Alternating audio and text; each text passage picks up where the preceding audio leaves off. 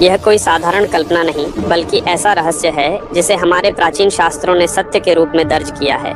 सोचकर ही रूह कांप उठती है कि यदि हमारे सामने कभी ऐसा अद्भुत और भयावह जीव प्रकट हो जाए तो इंसान शायद अपने प्राणों पर नियंत्रण न रख पाए, क्योंकि बच पाना लगभग असंभव माना गया है।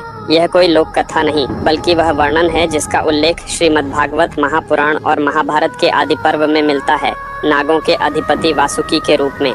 शास्त्र बताते हैं कि वासुकी नाग का आकार इतना विराट था कि उसका शरीर सैकड़ों योजन तक फैला प्रतीत होता था। एक योजन लगभग 12 किलोमीटर माना गया है, और यदि उसका स्वरूप 500 योजन का हो तो उसकी लंबाई लगभग 6000 किलोमीटर होती। इतना विशाल कि पर्वत उसके फन्नों में बंधकर साधारण लकड़ी की डंडी जैसे प्रतीत होते। उसकी आंखें अंगारों की तरह लाल थीं, जीभ बिजली की तरह चमकती थी, और जब वह फुफकारता तो आकाश, धरती और समुद्र तीनों थर्रा उठते। यही वासुकी समुद्र मंथन का आधार बना। उसका विराट शरीर मंदराचल पर्वत के चारों ओर लिपटा था।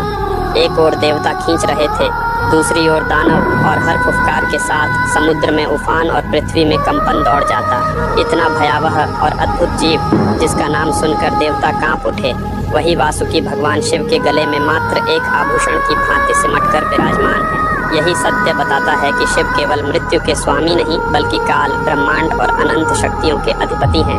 उनका स्वरूप इतना असीम और अगाध है कि वासुकी जैसा विराट जीव भी उनकी महाशक्ति के सामने तिनके जैसा लगता है, और इसी कारण वे महाकाल कहलाते हैं। लेकिन रहस्य यही समाप्त नहीं होता। शिव का वाहन नंदी केवल वाहन नहीं, बल्कि महाकाल की शक्ति का रक्षक माना जाता है। इस रहस्य का उद्घाटन अगली कथा में हो।